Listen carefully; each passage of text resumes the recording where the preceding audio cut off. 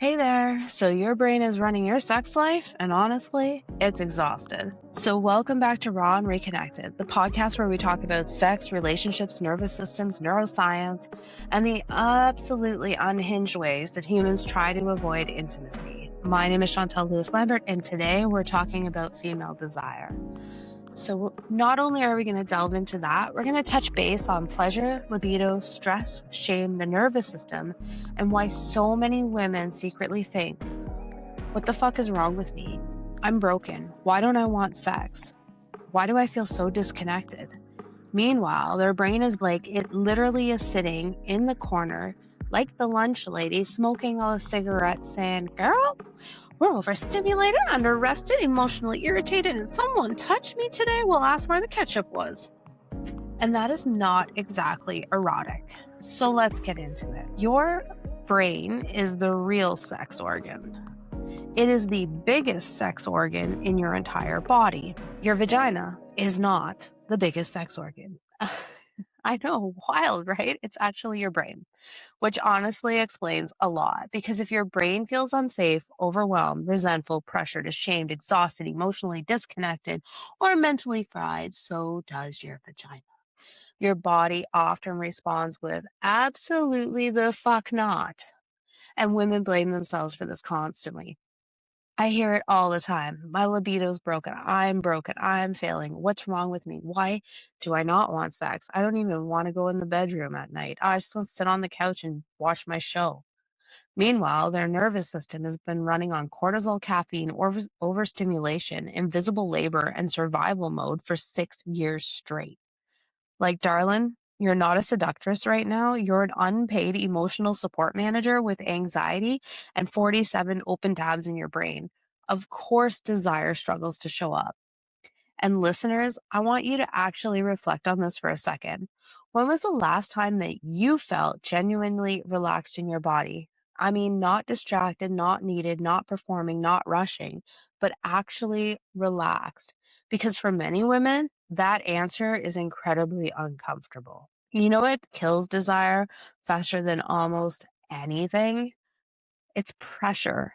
Nothing says hot, mysterious seduction like someone aggressively grabbing your ass while you're unloading groceries and mentally calculating school forms, work deadlines, and whether or not you remembered to defrost the chicken. And yet people wonder why desire just disappears. The female nervous system is constantly scanning for safety, not just physical safety, but that emotional safety too. And the brain is subconsciously always asking things like, do I feel connected? Do I feel appreciated? Am I emotionally safe? Do I feel pressured? Do I feel desired or just expected to do? And do I feel seen?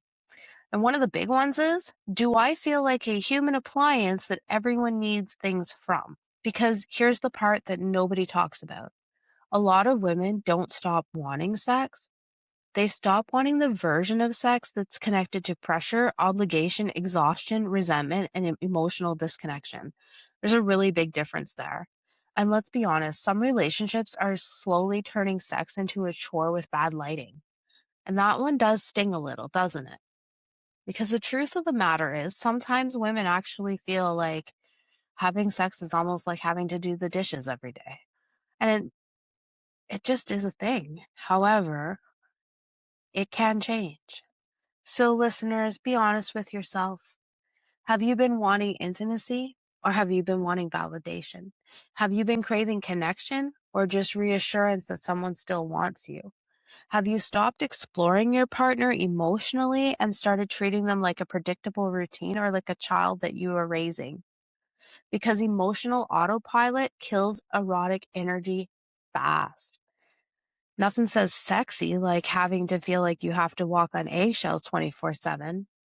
The brain loves novelty. So when prediction becomes a thing, when your relationship becomes always the same old, same old, same old, the brain actually can start to disconnect from the other person. Because if you remember from some previous podcasts, that nervous system wants to be stimulated. It likes being stimulated. It loves dopamine. The brain loves novelty. So curiosity, playfulness, tension, attention, and not just the, hey, you want to have sex? And then that person is like sitting there scrolling on TikTok while they ask you from across the couch, and you're sitting there with severe heartburn, and there hasn't even been a little bit of a talk about whether or not you're going to have sex tonight. There hasn't been any communication. All of a sudden, you want to have sex? Low libido isn't always about sex, and this is where women are quietly suffering, because sometimes it's not even about sex at all. It's about the nervous system. It's about stress, burnout, resentment, shame, hormones, trauma. I can go on. Mental overload, body image, emotional disconnection, and never feeling good enough. And here's the sneaky one that nobody talks about enough: self-abandonment. A lot of women lose desire after years and years and years of disconnecting from themselves. This happens to a lot of moms. Years of shape-shifting, years of people-pleasing, managing everyone else emotionally to keep everything safe and calm, performing sexuality instead of actually experiencing it. Some women have spent so long trying to be desirable that they've forgotten how to actually feel desire, how to feel pleasure. And that changes everything. A real life example of this is, for instance, a woman spends all day caregiving. She's working, cleaning, emotionally supporting everyone, running on empty. Then at 10:47 p.m., someone rolls over in the bed and is like, "So, you wanna?" Ma'am, her nervous system left the building hours ago. Women experience sexual performance anxiety constantly. They're always thinking, am I sexy enough? Am I taking too long? Should I fake it? On the porns, they're a lot louder than I am. Maybe I need to be louder. Am I disappointing them? Am I good enough?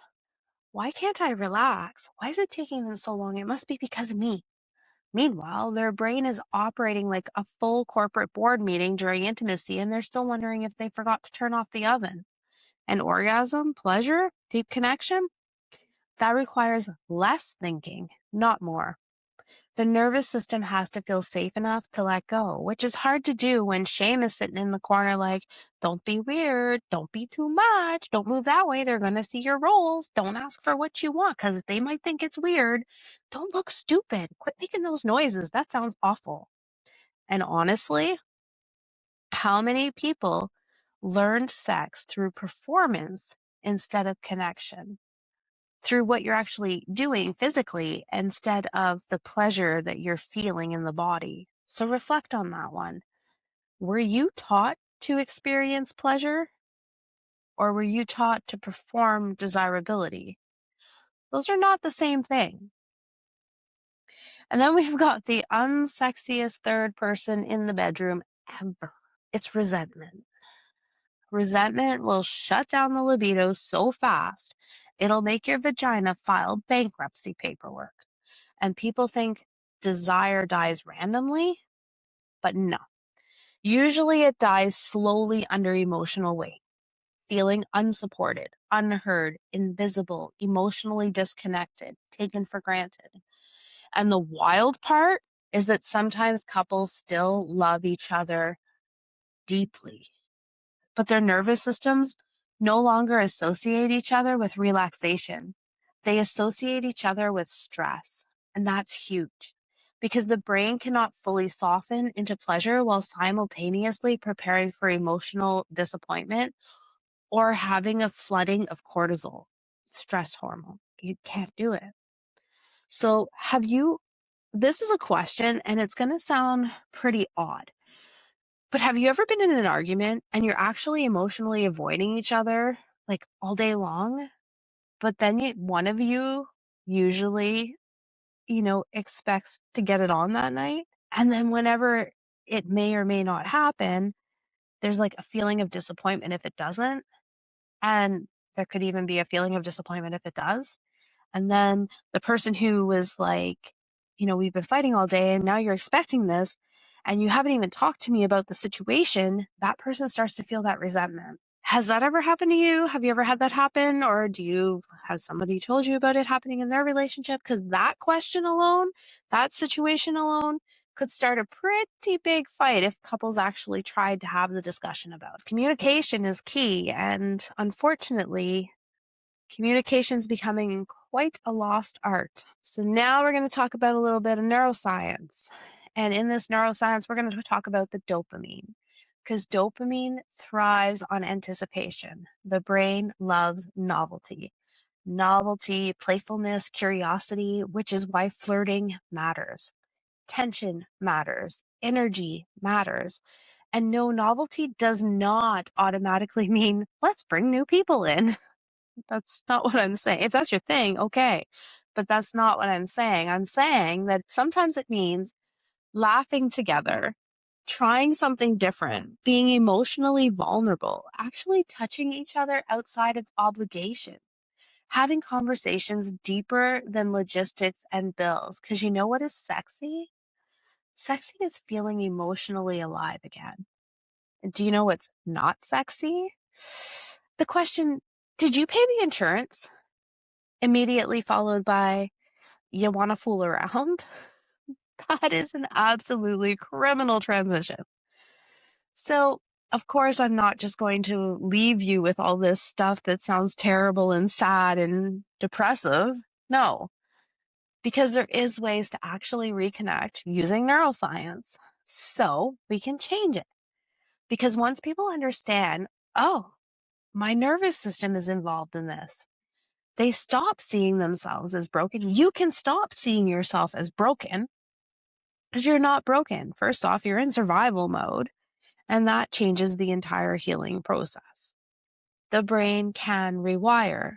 That's neuroplasticity, which means safety can be rebuilt, pleasure can be rewired, confidence can be rewired, connection can be rebuilt, but not through shame and not through pressure, and definitely not through forcing yourself to perform intimately while you're emotionally disconnected from your own body. So there's this one thing I kind of want to talk about.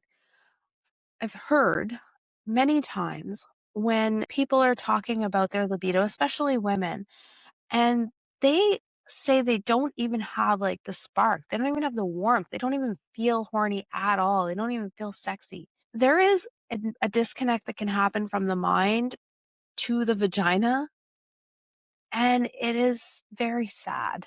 However, it is something that can be rewired because you need to understand, you need to learn, and you need to feel pleasure, and you need to feel sensation again. Sometimes we even disconnect so far as to pleasure and sensations that we normally would have enjoyed before. We don't even recognize them when they're happening. So slowly introducing that back into your life can really help as well. And we'll get into that later on. We're going to talk about sensate focus a little while later. Not in this podcast, but at another time. And I'm actually going to leave you with 4 different things that you can kind of implement into your life if you're interested. Number 1 is regulating your nervous system. You cannot run on survival mode all day and expect that your body is going to magically transform into a seductive goddess at bedtime. Your nervous system needs safety before it opens sexually. So rest matters. Breath work matters. Alone time matters. Decompression matters. And honestly, some women don't need better sex first. They actually need a nap and emotional support. The next thing is kind of my favorite. I talk about this a lot with people. Number 2, bring back the mental foreplay. The flirting, the eye contact, the playfulness, the anticipation, the feeling desired outside of the bedroom. The female brain responds heavily to emotional energy.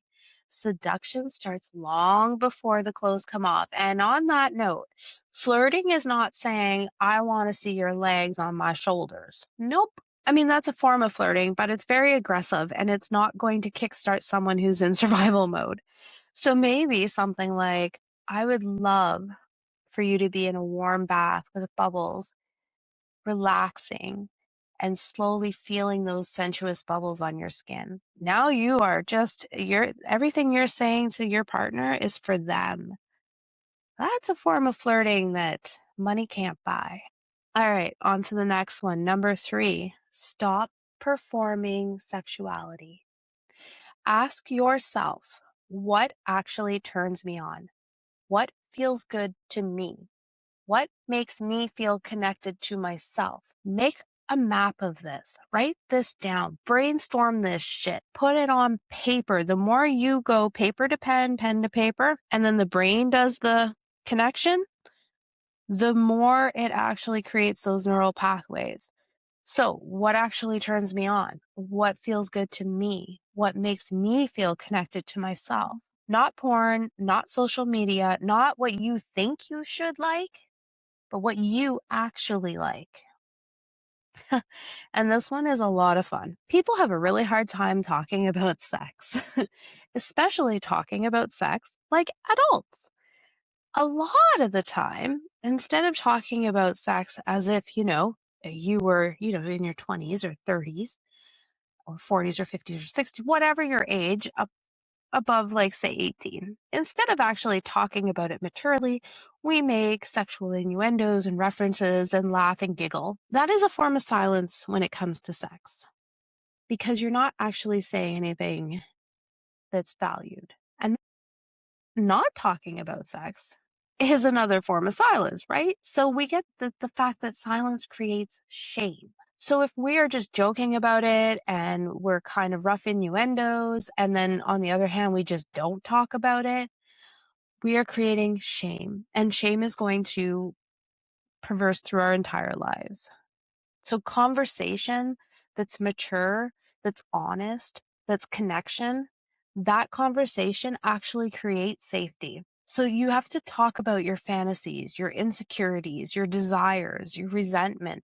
If you don't feel comfortable enough talking to your partner about these things, that can maybe be a bit of it may make you wonder a little more about where that emotional safety net is. On the other hand, we have been conditioned and we have neural pathways that are very, very strong, most of us, that indicates that we should not have these conversations.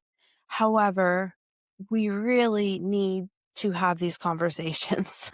And if you need a mediator, then have a mediator. But really, between consenting adults, these conversations are so, so paramount. So talk about the fantasies, talk about the insecurities, talk about the desires, talk about the turn-ons, but also conversely, you need to talk about the resentments. You need to talk about the turn-offs. You need to talk about the boundaries and the emotional needs between the two of you, because these awkward conversations, in the end, create better sex way faster than fake confidence ever will.